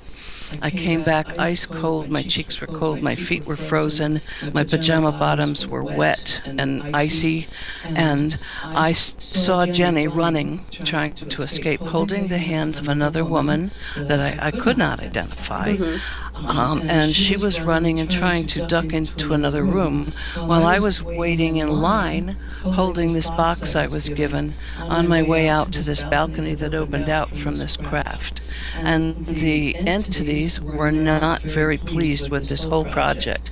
They weren't saying anything, they weren't hurting us, but we could tell everything was rushed. Everything was, let's hurry up and get this done. We're going to be seen, I felt. It just was a mixed up, hurry up, rush, many people involved, and I mean humans, that I can't figure out. That's unbelievable. I mean, and you've got some very, very credible moments of missing time. And one of those times, actually today is like the, 31st anniversary of that one. In the truck, right? Yes. She's like, oh, is that the day? Yeah. Well, I thought I noticed that because I was reading it, and I had scheduled this interview prior to reading the book, and I was like, oh my goodness, that is just, I don't know, are we going to say coincidence or not? That, but can you tell us a little bit about... You disappear in the middle of the interview. Don't disappear. Yeah, we'll let's just say we're not going to have that happen this time. Right. But tell us about that one incident that you had 31 years ago today, Denise. Well, both incidents, actually. We had the one in Florida, of course, and we had the one in Colorado. Right. The one in Colorado, we were missing for over 3 hours. Oh, geez. Yeah, that's the biggie. And we were traveling from just outside Denver, our home. We left at 5 in the evening. We were going for the summer to a place, or for the weekend in the summer, to a place that we had gone for a couple of years or more. And we had a mobile home, an old mobile home up on a ranch on the Arkansas River. And my parents had one also. They came from Colorado Springs. Their trip was shorter. So they were going to go ahead of us and get a campfire going, cook dinner for us, knowing that we had a harder trip. And we got in the car and headed out. We wanted to get through the heavy traffic on a Friday evening. So we headed out. We wanted to meet Kenosha Pass, where we could pull over, stretch our legs, and look down over the valley, big glacier valley called South Park Valley. And we did that. We got to Kenosha Pass and looked down. Could see the little town of Jefferson, very, very small.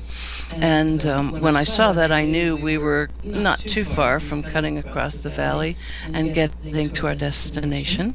And I looked out over the desert, huge expanse of park cut by a glacier thousands and thousands of years ago, and I saw 2 lights. And I thought, oh, I've never seen that before. And there are no buildings, no trees, no nothing. And I thought, what kind of anomaly is that? My husband and I were talking about every topic you could imagine, enjoying the trip. My daughter had fallen asleep, our daughter in the back seat, and our little dog was sound asleep, and we began down towards Jefferson in the car, and my husband had set the trip meter because, being a new car, we thought we weren't getting the best gas mileage. Right. So he set that, and down we went, crossed through Jefferson, and about 4 miles outside of Jefferson, the lights began to come towards us, to the left, towards the driver's side of the car. And also there were some storm protectors so that if it was snowing at night or at a certain time of the year, these huge tumbleweeds would break off in the desert and come across the road, and not to cause wrecks, these barriers would stop them. So suddenly I realized that the car, feeling the tires scrape on the driver's side, was scraping sideways, and we were moving sideways in the road. I looked up, and those big lights were over the top of the car. Sideways? Sideways. Oh my gosh. Tires they're not meant to move sideways. No, they're not. And I turned to my husband and I said, what's going on? And I realized he was staring straight ahead. His eyes were huge, his hands were gripping the wheel, and he wasn't responding. I looked, and my daughter was still sleeping, and then the car lifted up and went over the top of the snow barriers and into the desert. My goodness. And just kept moving and moving and moving, and we weren't very high above the road, but high enough that we just were moving in a straight line, not floating, just a definite direction. My husband didn't have control of the car, and when we got far enough out in the desert, I realized we were coming down to the desert floor, and then I recalled absolutely nothing. The sun was still shining brightly until we reached Trout Creek Pass, which was the other side of the desert. It was part of the road we were aiming for. The headlights were on. We didn't turn them on. It was pitch dark, and it was cold because the desert nights were cold, even in the summertime. We looked at each other and said, what is going on here? We can't figure out where we are. We didn't know where we were at first. And the motor was running. The car was moving very slowly. And we looked, and the odometer had not changed, not at all. So my husband said, let's pull over. We were both panicky and disoriented and scared out of our wits. And at that point, I remembered nothing except the big lights and the car moving. He did not remember that. Wow. So after a couple of minutes of figuring out absolutely nothing, we decided we've got to go 7 to 9 miles now into the town of Buena Vista, and just outside that to the ranch. So we did. It was now 11 o'clock at night. It should have been just before 8. Wow. Oh my gosh. And we went on, turned into the ranch, and when we pulled in, there was my mom and my dad and a family friend walking up to the caretaker's home. They were going to wake him up, or her up, and say, can we use your phone? Our family's missing. And we didn't have cell phones back then. Right. And no place to stop. There was just open expanse of ranch land and desert. And they were going to call hospitals and the police and the fire stations, the ones that they could find, and barring anything not found there, they were going to get in their cars and drive the only route we could have been on, looking for our car, off the side of a cliff, on those passes, and off the road. And we rolled down the window, and they could tell something was wrong. My dad said, where were you? And we said, we don't know. And my mom pushed, and, she had to have answers. That's a mom. Right. You got to tell me. And she's very persistent, so she kept it up. And I was beginning to have flashes of great big eyes and some sort of procedure that had been done, and the lights were attached to something, and this whole jumble of things that were frightening me. My husband still didn't have a recall of anything other than the lights, and I didn't have answers. I was totally confused, frightened, and my mom kept it up most of the weekend. Come on, what did you do? That type of thing. And it wasn't until I decided I needed to find out and called Dr. Romack to help me that we discovered we had been abducted.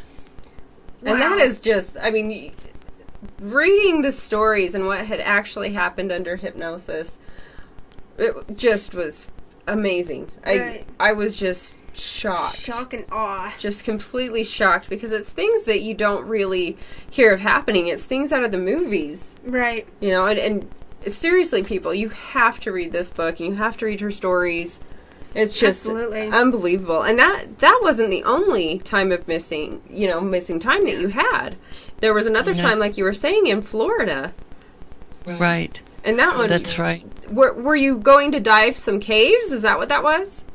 Yes, we were both members of the Underwater Speleological Society, and we were diving underwater caves, but we had been there many times. Mm-hmm. And Kathy actually drove both sites in Colorado and in Florida in investigating this whole process for me.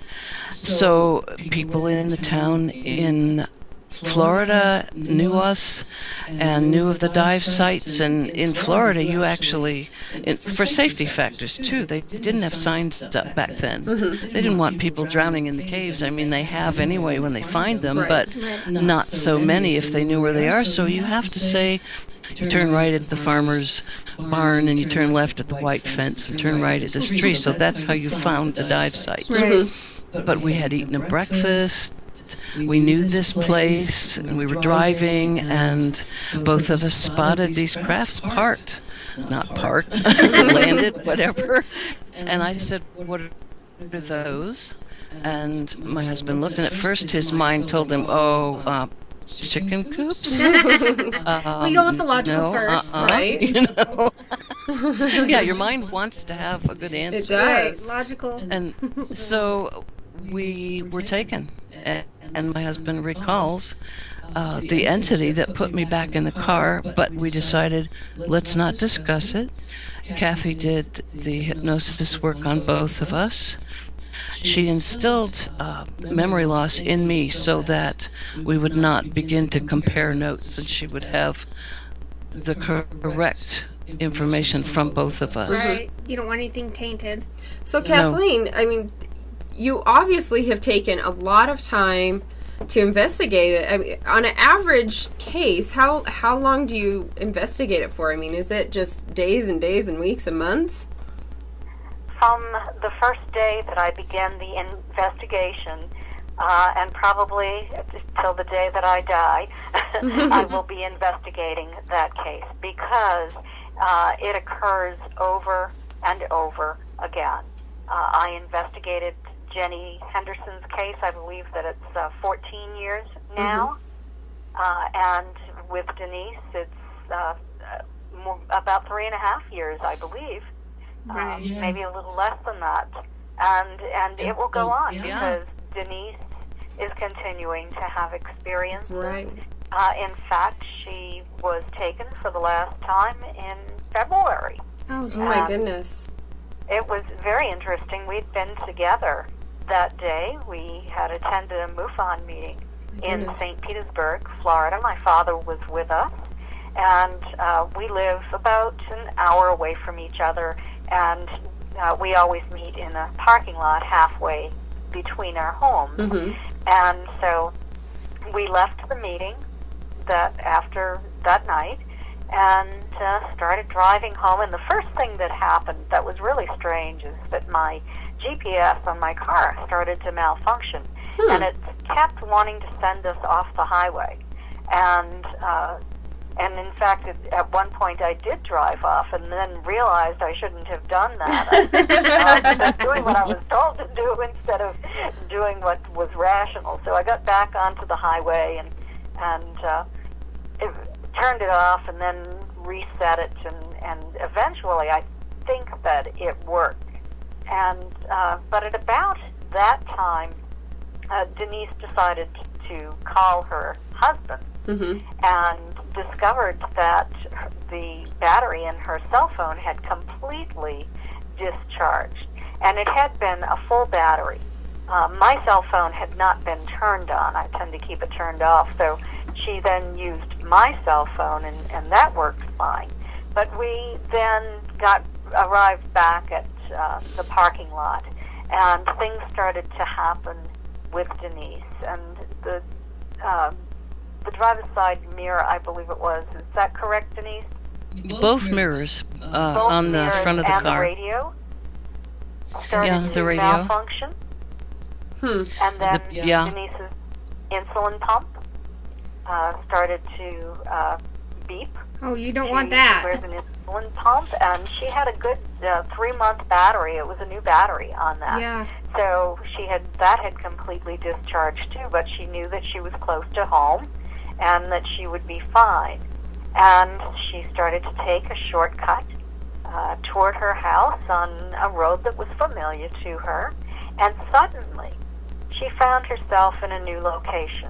And it was in a forested area on the other side of a lake, Lake Baldwin. Oh my goodness. Her car was no longer driving down the road, it was stopped. She observed sort of a fiery orb come up out of the lake and pass to the other side of the road over what is a small pond. And then she remembered an entity stepping out from behind a tree. And as if only a moment had passed, she found herself then close to her home, almost arriving there. She went in, she was missing time, but she told her husband not to be concerned, strangely enough, if she was late. So then she called me the following day, and she was going to go out and try to find exactly where that location was that she found herself in. And she did find it. She also had a tri-field meter, and she tested the dashboard of her car, and there was a high electromagnetic field around that malfunctioning dashboard. Her husband actually tried to fix it and did what he needed to do, replacing components, and it still malfunctioned. And the very strange thing is that I asked her to come to my house. I wanted to see the evidence. I wanted to photograph a very large black and blue mark that she had on her thigh that hadn't been there as well. So she came to my house, and I did see the reading, but suddenly the dashboard started functioning properly again. Weird. It was very weird. And then we brought the meter into my house, and I was experimenting with it to see what it would do inside my house. And all of a sudden, we discovered a very high electrical field reading around Denise's body. And normally for any human, it will register around between 2 and 5. But when Denise walked within 10 feet of this meter, it arced all the way to 100. Oh my gosh. And sounded an alarm. And so immediately, being scientific in the way that I do things, I started thinking of prosaic reasons for this. And was there a high electrical field in my house? Was there something causing this? So I started moving it around to different parts of my house. And this still happened with Denise. And then I thought, well, perhaps there's something on Denise's body that is causing this. So then she took off any jewelry that she had on, the insulin pump, the watches, everything. And it continued to register at 100. And then I decided, well, we're going to bring in some controls. So we brought in my husband. And it did not react that way. It acted normally when my husband walked near it. And so that was very, very important to me because this was a new discovery. And since then, we have also registered a high electrical field reading around an experiencer's body within a couple of days after this occurred. Wow. Denise took the meter back to her home. It continued to register a high reading for her, but not for her husband, her daughter, or her friend. Wow. Denise, does that scare you? I mean, does it scare High you? EMFs can be dangerous. Well, you know, the EMFs, I mean, I'm, you know, EMF, okay, but having that level and then knowing that you're going to be abducted again, or you had just recently been abducted, I mean, are you scared? It bothers me a little bit because I know, well, for a long time, until very, very recently, I stay up till 4 in the morning, my TV's going, and the lights are all on. My poor husband has to sleep with an eye mask and things over his ears, and Kathleen has seen my bed. I have a cocoon made with pillows, and I twist around and sleep at both ends of the bed, but very recently we've been asking for healing, and I've been able to sleep a lot better than I ever had before. We don't know if that has to do with requesting better sleep or not. We're testing the theory, but I set that whole thing off. If that meter went above 100, we believe it might even go beyond that. It sets the alarm off, it sets everything off. Every time I have a feeling that I'm going to be taken and feel like I've been near one of the entities, that meter goes off. Wow. Around my body. That's just unbelievable. I mean, there's so much research going on right now about this stuff. I know that we're getting to where we've got to end this, but we do have some questions in chat. One of them, and I'm gonna ask you, Denise, first of all. The question is about the alien agenda. Have you been given anything that would kind of steer you in one direction or another of the alien agenda? I know that there's a ton of theories out here, but you personally, do you have any idea? Have they given you anything?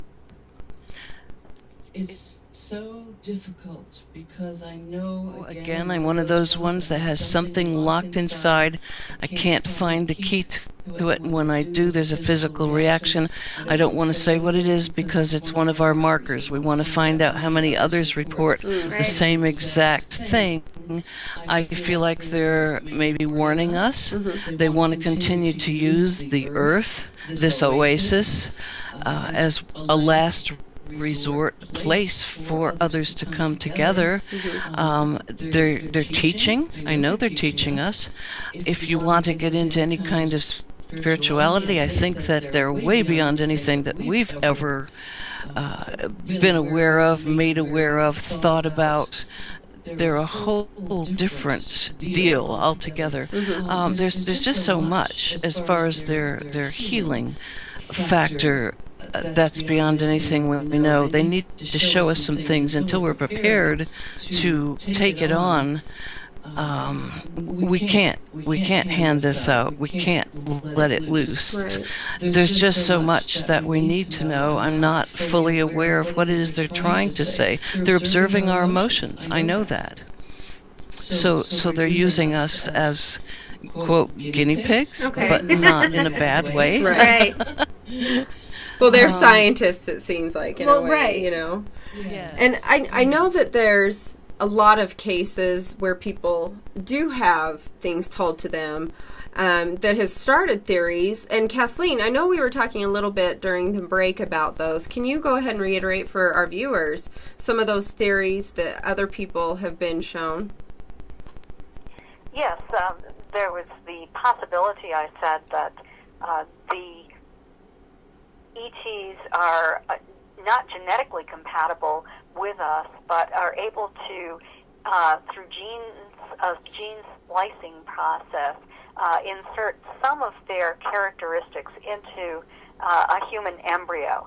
And we know that men and women who have been taken are having their ova and sperm removed, and many people have observed fetuses in various stages of development in gestational tubes or tanks on board the craft. Some look like ETs and some look more like humans. And some people believe that they have been able to carry some of these embryos and to give birth to a human child that has some of the characteristics that the ETs would probably favor. I do think and this is highly theoretical, I may be wrong, but I suspect that they are attempting to alter us so that we will be more telepathic. They cannot communicate with us directly. I was stating that the communication comes from a sort of a download of information. It comes very rapidly. The human then has to remember what was said and to attempt to interpret the message. And so sometimes there is confusion. It's very difficult for the ETs to impart messages to us. I think they find it somewhat frustrating. So I think that they're working on that. Also, I think that they're attempting to move us more toward a collective consciousness. They're very concerned about the negative human emotions, our propensity to be violent, to be warlike, and they're concerned about perhaps us destroying each other at some point, either through an environmental disaster, because we don't really care much about the earth. We put other things, we prioritize other things, particularly when it makes a lot of money for some individuals. And so I think that they are concerned about these human emotions and would like to move us along the line so that we are more like them as well. That's very interesting. What was that, Denise? Things that you can't interpret. One brief thing that was said to me, and we've tried to figure it out. What do they mean? I was looking at a child that was supposed to be mine in a vessel, and then they said, no, we want you to remember that the ones that don't come out just right, the ones that are mistakes, you get to keep and raise. What? Well, Yeah. that's interesting. Yeah, how do you interpret that? You get to keep the ones that are flawed. Huh. Well, that explains Tyler. No, just kidding, kiddo. That is so fascinating. I wish we could go on and on and on, because then, you know, I have a fascination with the physics, and there is several things where physics is found to be possible, and where things of this nature have happened on various abductions. Well, and things that you guys have said, we've talked to other people that say the same thing about the earth, and we're destroying ourselves with our emotions. Yeah. I am just a curious person. I need to know. Well, and I really, you know, at the end of the book, you talked about how you're not a physicist, Kathleen, but there is vibration. And there was something in the book, in Denise's story, about actually going through an object. And with Jenny Henderson as well, where and this was a discussion I was having about the human body passing through a solid surface during the procurement process for an abduction, and I was very curious about how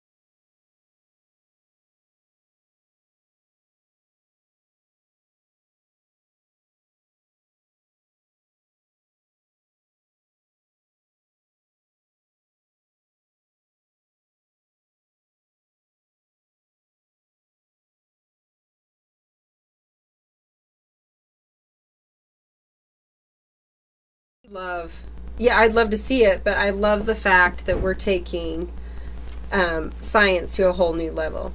You know, I like that scientists are kind of thinking outside of the box in certain areas, because it's been a trend where science is kind of within a box. And, you know, I just love the science side of things. Oh, it's fascinating. I love the science side. And to see... I do too. Yeah, and to hear that people are actually doing that. Because I have a brain, and we often joke about, you know, we're going to go out and we're going to throw some experiment out there, and we're going to accidentally, you know, discover something that we really didn't intend to, you know, just like an antibiotic, you know? Right.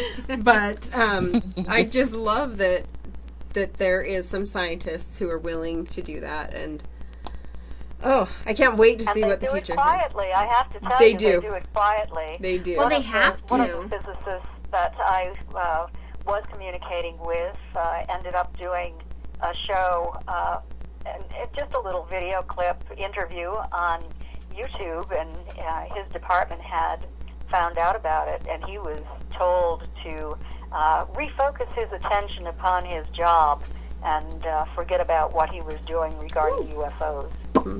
And that's a shame. You know, I know that nobody wants to be looked down upon by their colleagues and in their job, Well, especially and if things they're like that. on to something that the higher ups know about, and they don't want the people down to Well, then know. that goes into a whole other ball game with yeah. conspiracy theories. I love and the we conspiracy. certainly don't have time for that. No.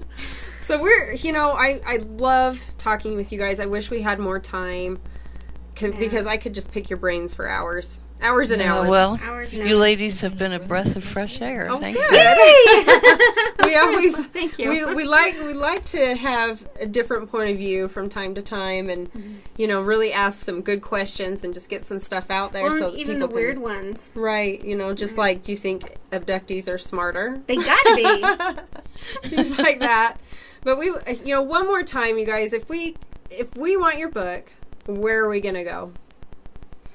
You can get it online at Barnes & Noble, at Amazon, in electronic format, or autographed copies from our websites. And mine is Kathleen with a K, Marden, MARDEN.com. And Denise? Yes, mine is Denise, M as in Margaret, Stoner.com.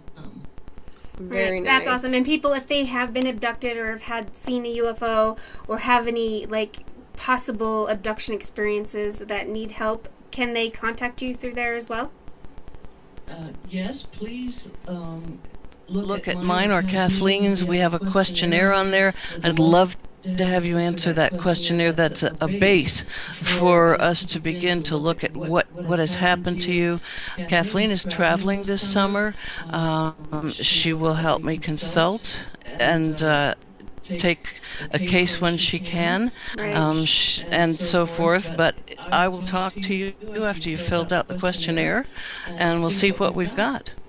And I also have an article on my website titled Help for Experiencers, and this will help people determine what they're looking for. Do they want a formal investigation by an organization like the Mutual UFO Network? Are they looking for hypnotherapy? Are they looking for a support group? So people can read that, and it will help them to decide exactly what they're looking for and where they might go to look for that information. Great. Well, and that's great. I know that there's a lot of people that could really benefit from it. A lot of people. One in particular that we know. Yeah, and I actually did contact them about her, and she has the information and everything. Because I want to know more. Oh, for sure. And I want it to be able to be sorted out. Yeah, for sure. Absolutely. And you guys, thank you so much for A, being here on the show, and for B, all of your research that you do into the field. It's just so valuable, and, so many people can benefit from it. So thank you. You're Thank welcome. you for having Good to us. be with you. All right, Thank you, ladies. And we will keep in touch. Have a good night. You too. Good night. Thank you. It's one of those moments. I told you it was a real deal. I didn't never doubt, but cars being sideways and taken in broad daylight. What if somebody saw that? And the aliens are like Men in Black people coming up and be like, look at this light. Psh, And like, you've never seen that. I know, flashy thing me. Right. I mean, where does that... what happens? I was shown something in broad daylight, and then I had what I believe were men in black stop me when I came out. Oh, wow. The situation and told, don't you dare ever tell. Well, now I want to ask, but we don't have time. We'll talk in a minute here. That is unbelievable. That's fascinating. Yeah. Wow. And my mom was with me, and there were other people there. So. Oh, goodness. So everybody saw these men in black? No, that situation was myself and my mom. But what happened in the shopping mall on Christmas Eve was pretty interesting. Yeah. Holidays are not off limits. I don't think any time is off limits. I don't know what to say about that. So, the whole new meaning of Santa Claus here. It's a tall, lengthy gray. It's not fat anymore. Shame on us. I know, huh? So, no, Cammie, who do we have on next week? Next week, oh my goodness, we have Nick Redfern. Right. We have Nick Redfern, and we're going to be talking about his latest book, Monster Files. Sweet. Yeah, so he's, right up the alley of aliens, cryptozoology, all those things. So I'm really excited about that, too. Right, and it'll then be good times. Next week after that is the 27th, correct? I believe so, yeah. Mandy, our personal dear friend, is coming on. She is. She's going to talk to us about some of her experiences. Her name's Ghostbait. Yep. That says it all. She's fun. She's light. She's great. And I'm so excited because I miss her so much. I know. She's a good one. She is a good one. Very, very brilliant investigator and just... phenomenal. Yeah. Phenomenal. Very good. And we're working on some people life after death experiences. We're working on lots and lots and lots of things. So we are. We're working on lots of things. Yes. But so until Tuesday, remember, we are not alone.